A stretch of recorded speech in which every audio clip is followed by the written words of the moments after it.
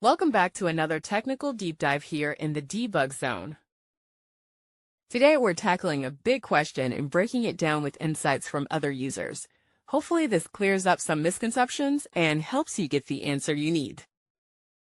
So buckle up, stay a little curious, and let's jump right in.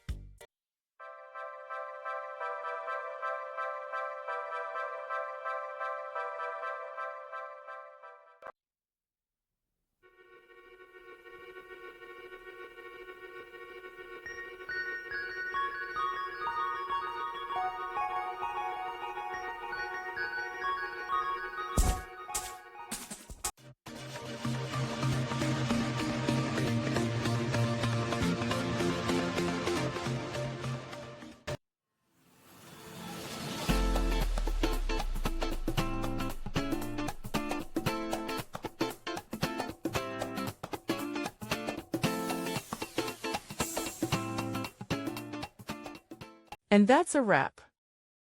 I hope you found the answer you were looking for. If you did, take a second to hit that subscribe button. It really helps out. And let me know in the comments which solution worked best for you. See you next time in the debug zone.